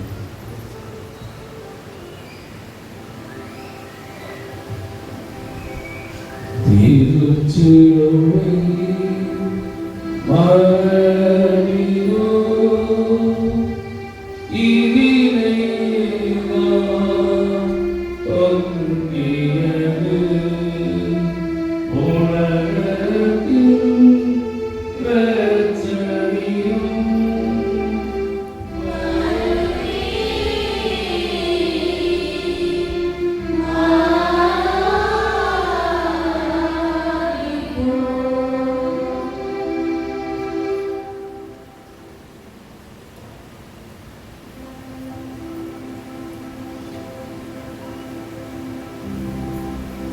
திருச்சிலுவை மரமிகோ இதிலே நான் தொங்கியது உலகத்தின் பிரச்சனையும்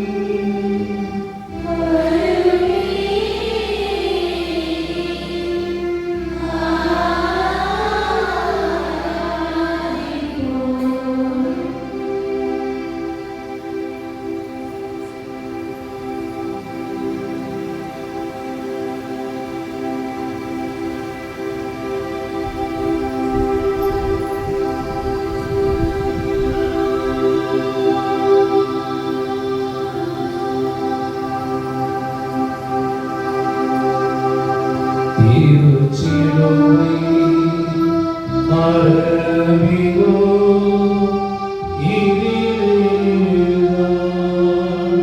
தொங்கியது உலகத்தின் பிரச்சனையும்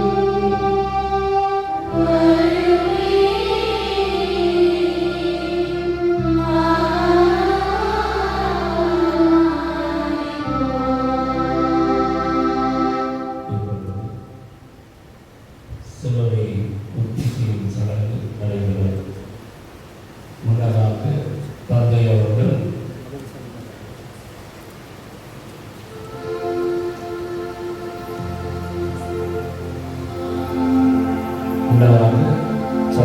பூர்த்தி செய்யும் பொறுப்பாக நிகழ்த்தப்பட்டதாக வந்து மெதுவாக பக்தியோடு வந்து பூர்த்தி செய்யும்படியாக ஆலயத்தின் நடுப்பகுதியில் நான் வந்து சிலுவை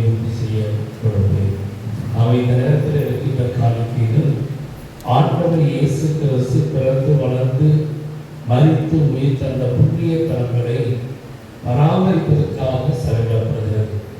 அவை நாம் இறைவன் வாழும் பூமிக்கு நம்மால் செல்ல முடியாவிட்டாலும் நாம் செலுத்துகிற காணிக்கையானது அங்கு அனுப்பப்படும் ரோமே நகருக்கு அங்கு இருந்து அந்த புண்ணிய தலங்களை பராமரிப்பதற்காக செலவிடப்படும்.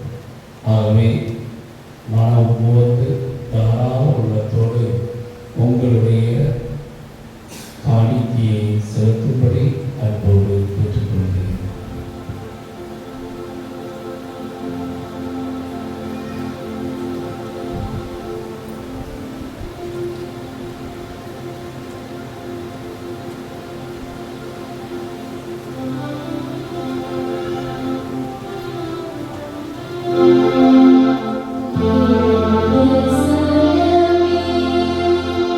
நான் உனக்கு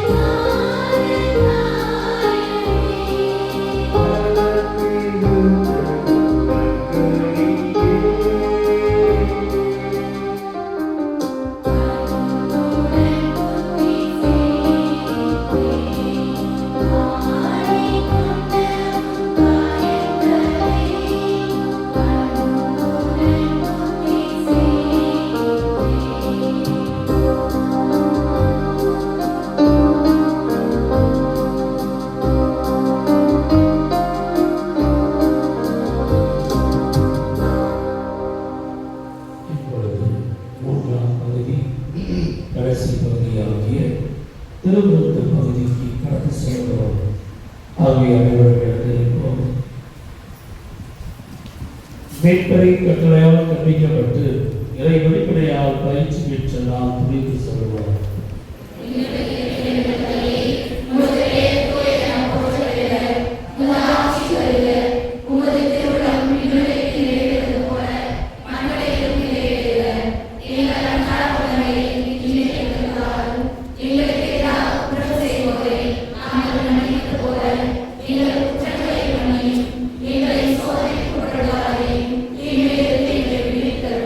ஆண்டவரே, தீமை எதை செல்வதை விதித்து வாழ்நாளில் அமைதியும் கனிவுடன் நாங்கள் கொண்டாடுகிறோம். மது இறக்குறுதியான நாங்கள் பாவத்திலிருந்து எப்பொழுது விடுதலை பெற்று யாதொருக்கு தோன்றினமாய் இருப்போமா. நாங்கள் எதிர்நோக்கி இருக்கும் பேரத்துக்காகவும் மீட்பராக இயேசு கிறிஸ்துவின் வருகைக்காக காத்திருக்கின்றோம்.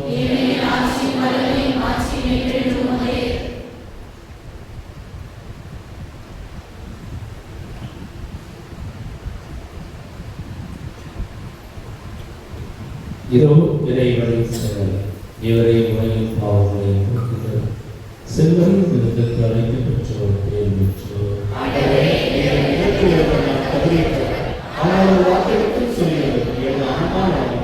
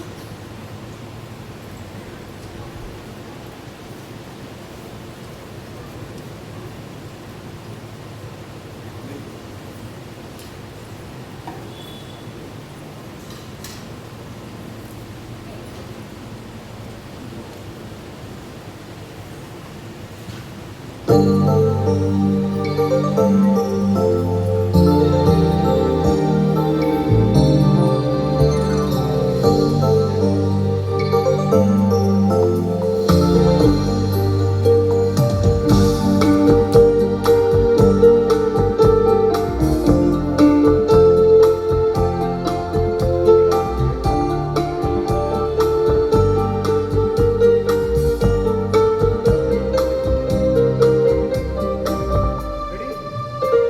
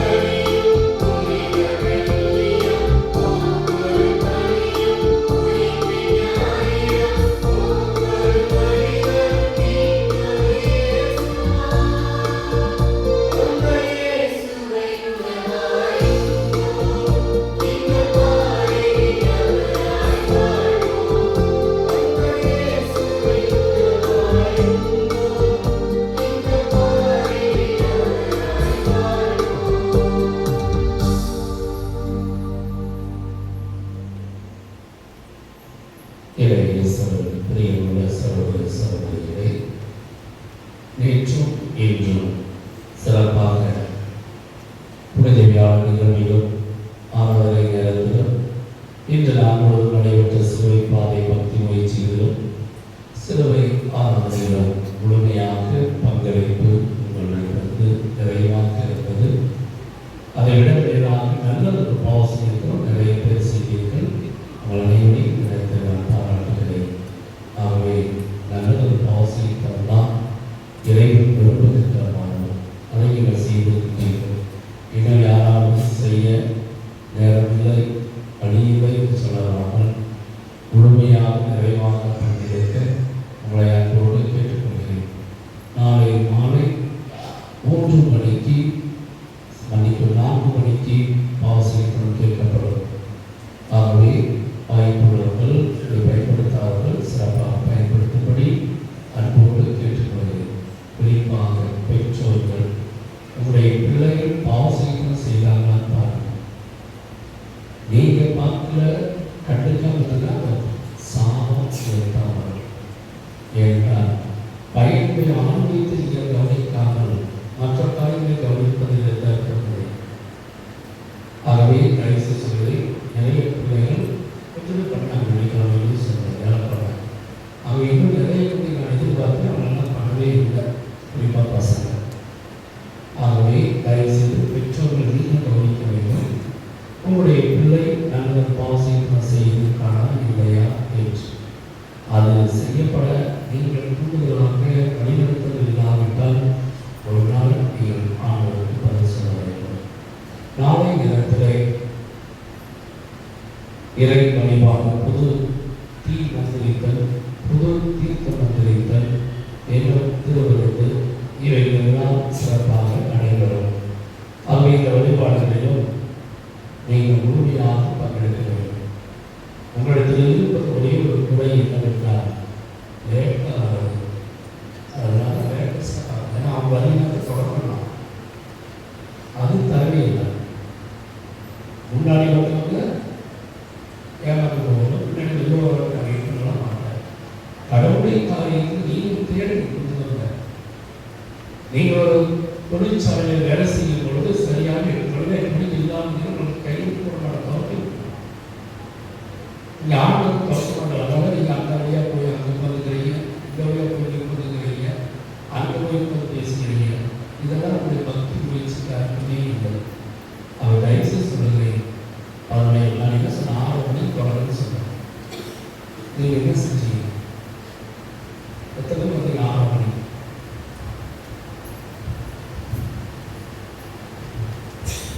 1 மணி நேரம் உங்களுக்கு டைம் கொடுத்தோம். 5:30 to 6. அப்படி சீக்கிரமாக வந்து முடிச்சு மற்ற காரியத்தை பார்க்கணும். இல்லைன்னா நம்ம முடிவெடுத்துக்கு ஒரு ஐடியா வந்துச்சு, நானும் பாடல பேசணும். இனிமேல் நீங்கள் வந்து வீட்டுக்கு போய் எண்ணெய் கூட்டிட்டு வரதுனால பரிகார பகுதிகளுக்கு நாம் கலந்து கொண்டு செல்கிறோம். அங்கேயே எல்லாம் திருச்சலனை முடித்து விட்டு உங்களை திருப்பி அனுப்பிவிடலாம் என்று நினைத்து கொண்டு அப்போ எல்லாம் ஒரே இடத்துல ஒரே எல்லா வழிபாடும் கலந்து கொள்ள வேண்டும். அதுதான் நான் நினைத்து பார்க்கிறேன். அதே போலதான் 11 மணி நீங்கள் சிலுவை பாதை வைப்பதின் நோக்கம் என்ன? முடியாதவர்கள், பெரியவர்கள், வயதானவர்கள் அவர்களால் அவங்க வர முடியாத செல்ல முடியாதவர்களாக தான் நீங்கள் வரலாம். அப்படித்தானே? அப்படித்தானே? லேட் ஆயிடுச்சு பாதயாத்திரை லேட் ஆயிடுச்சு சார். அங்கிருந்து வரதுக்கு டைம் ஆயிடுச்சு. 5:30 கொடுத்து அங்கே 6 மணிக்கு அது சரி. 5:30 விட 6 மணிக்கு ஆரம்பிச்சு 1 மணி நேரம் டைம். நீ உங்களுக்கு வந்து அதுக்கு நாங்கள் சில வண்டிகள் கேட்போம், கிடைக்கல, கிடைச்சா தான் பார்க்க முடியும். ஆனால் 5:30 6 சொல்லியிருக்கிறாங்க. 6 மணிக்கு சில சரி அதான் பஸ் இல்லை. 6 மணிக்கு சாயந்தரம் லேட் ஆயிடுச்சு போது பஸ் பாதைக்கு எப்போ இங்கே தொடங்கலாம். பார்ப்பதற்கான சொல்ல திருந்துவதற்காக நம்ம மனமாற்றம் செய்ய வேண்டும். நம்முடைய பங்கு அடுத்த பங்கை விட மேலாக இருக்க வேண்டும். அந்த ஒரு கண்ணோட்டத்தை தான் அவங்களை பார்க்குறேன். இல்லை நம்ம அப்படித்தான் இருப்பீங்கன்னா நான் ஒன்று சொல்ல முடியாது. அப்படி உங்கள் போக்கு பாருங்க, நான் என் போக்கு பாருங்க. அதனால ஒரு குருவானவர் சொல்லுகிறார் என்றால் கருத்தில் கொண்டு வரோம். நீ வெள்ளிக்கிழமை யாத்திரையில் இதே போன வாரம் நேற்று வியாழக்கிழமை என்னாச்சு, 6 மணிக்குள்ள வேலை முடிச்சு வரதுக்கு 7 மணி ஆயிடும். 7 மணிக்கு தான் தொடங்குறேன். உங்களுக்கு எதிர தப்பு சொல்லிங்க. 6 மணிக்கு சமமான 7 மணிக்கு தொடங்கினா இல்லையா? உங்களுடைய கஷ்டத்தை எனக்கு புரியும். ஆனால் நீங்க தான் சாமியோடைய கஷ்டத்தை புரிஞ்சுப்பாங்க. ஒரு குருமணம் காலையிலிருந்து பாவசிக்கிறது நேற்று பாவசிக்க இருக்கலாம். நீங்க உட்கார்ந்து பாருங்க, பாவசிக்கிற செய்யும் பொழுது கேட்கும் பொழுது அதை வேறு எவ்வளோ உடம்புல காக்க இருக்குன்னு நினைச்சு பாருங்க. ஃபுல்லாக நாங்கள் நேரத்திலிருந்து தொடங்கி முடிச்சோம். அதுக்கு பாடு சிரிக்காதமா சீரியஸாக சொல்லிட்டு காலையில் இருந்துச்சு இங்கே சிறுவ பாதிக்கிறோம், மத்தியானமும் சிறுவ பாதிக்கிறோம், சாயந்தரம் வழிபாடுக்கிறோம். எங்களும் கஷ்டப்படுறோம், நானும் கஷ்டப்படுறோம், நீங்களும் கஷ்டப்படுறீங்க. எல்லாரும் கஷ்டப்படாமல் செய்யறதுக்கு நான் சொல்றேன். அதை தயவு செய்து நேரத்தை கடைபிடிக்க வேண்டும்போது இருக்கிறது. இதை செய்வீங்களா செய்ய மாட்டீங்களா? நாளைக்கு பரவாயில்லையா உங்களுக்கு தலைமை செய்யணும். நாளைக்கு நேரத்தை பண்ணணும் 12 பார்த்தீங்களா? உயிர்ப்பு பாடல் எப்போ பாட முடியும்? 12 மணிக்கு பாடலாமா? 12 மணிக்கு தான் பாடலாம். இன்னும் செலவு டைம் கொண்டு வரணும். அப்படி இந்த நேரத்தை நம்ம தொடர முடியும். ஆகவே இது நம்முடைய வழிபாடு. இறைவன் நமக்கு இருக்கிற ஆசைப்படும். அதிலே நீங்கள் முழுமையாக பங்கெடுக்க சிறப்பாக பங்கெடுக்க. இது நம்முடைய ஆலயம், நம்முடைய வழிபாடு. நாம் நமக்கு இங்கு மற்ற பங்குக்கு வந்திருக்காரு. அவங்களுக்கு நான் பங்கு கருத்து ஆகிறேன்னா அது முடியும். யாரும் வந்து கிடையாது. இன்னைக்கு உலகத்தான் வந்தேன். ஆனால் சரி காரணம் கொள்வோம். இது நான் எந்த நேரத்திலும் என்னுடைய சாமி சொல்லுவாங்க. அதை 8 மணிக்கு சேர்த்து கேட்பாங்க. அப்படியே 8 மணிக்கு தொடங்குறது இல்லை. வேற நேரத்தில் யாரும் கேட்பாங்க. சாமி 8 மணிக்கு சேர்த்து கேட்பாங்க. அந்த 8 மணிக்கு சேர்த்தாங்க. அவர் தயவு செய்து நான் உங்களை பாடப்படுவோம். தயவு செய்து நேரம் சொல்லுவார்கள். வழிபாடு முழுமையாக இதுதான் வேகமாக போகணும். அப்படி தயவு செய்து நல்ல வகையில் நல்ல பக்தியோடு பங்கெடுக்க அன்போடு கேட்டுக்கொள்வது. எடுத்திருப்போம். இறுதி ஜெபம் இதற்காக சிறுவையில் உலகாளித்து ஆராதனை செலுத்தியது அமைதியோடு கலந்து செல்ல வேண்டும். உள்ளே யாரும் பேச வேண்டாம். நாளை தினத்தில் காலை குழந்தையாக நிறுத்தி இரவு சமயம் நிறுத்தி திருவள்ளுவர்களை இழந்தடைகிறது. அதே போல மாலை 4 மணிக்கு பாவசிக்கப்படும் 5:30 மணி வரை கேட்கப்படும். அதற்கு கேட்கப்படாது. ஆகவே தயவு செய்து நாங்கள் அங்கே போய் கேட்க வேண்டும். ஆகவே 4 மணிலிருந்து 5:30 மணி வரை உங்களுக்கு பாவசிக்க கேட்போம். முடிந்த அளவுக்கு 3 வந்து கேட்போம். இல்லை என்றால் 2 குழுக்களாக வந்து கேட்போம். அவை அனைவரும் உங்களுடைய பிள்ளைகளை நீங்கள் சிரமம் எடுத்து பார்த்து அவர்களை பாவசியத்தை அனுப்பி வைத்து பாவசியங்கள் செய்யலாம் என்ற அந்த கருத்து, அந்த சிறப்பு, அந்த பொறுப்பு கொடுத்து இருக்க வேண்டும். இதை உணர்வாக வேண்டும். அதே போல நாளை தினத்திலே நாம் பாஸ்தாத்திரி மந்திரிக்கப்பட்டு அதற்கு நாம் முடியேற்றப்பட்டு நம்முடைய வாக்குறுதியை குறிக்கிறோம். எந்த வாக்குறுதி? ஞானஸ்தான வாக்குறுதி. அப்பொழுது எல்லாருடைய கரங்களிலும் மெழுகுதிகளை வைத்து நம்முடைய பெற்றோர்கள் நாம் சிறுவதையாக இருக்கும்போது வாக்குறுதியை கொடுத்தார்கள். அந்த வாக்குறுதி நாம் பெரியவர்களாக பாடு அதை நாம் கொடுக்கப்பட வேண்டும், புதுப்பிக்கப்பட வேண்டும். ஆகவே எல்லாரும் திருப்பலிக்கு முன்பாகவே நேரத்தோடு வந்து தேவையான மெழுகுதியை வாங்கிக் கொண்டு ஒரு மெழுகுதி 5 ரூபாய் வேண்டும் என்பவர்கள் மெழுகுதி வாங்கிக் கொள்ளுங்கள். அந்த மெழுகுதியை நீங்கள் பயன்படுத்துங்கள்.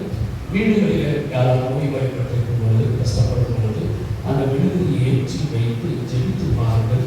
அது ஆசீர்வாதம் நிறைவாக இருக்கும்.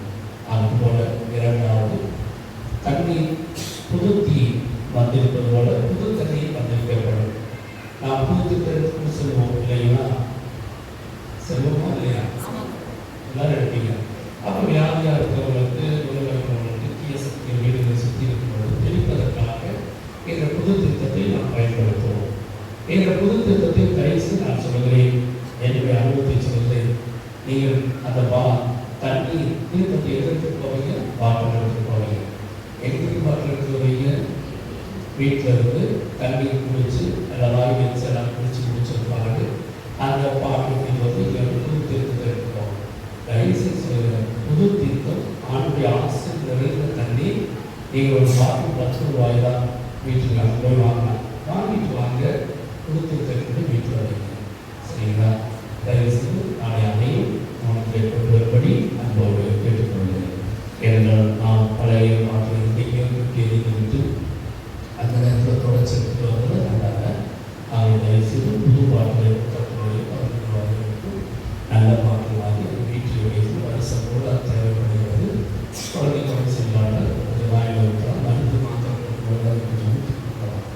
இந்த காரியங்கள் எல்லாம் சிறப்பாக பயன்படுத்த நம்மளோடு கேட்டுக்கொள்கிறேன்.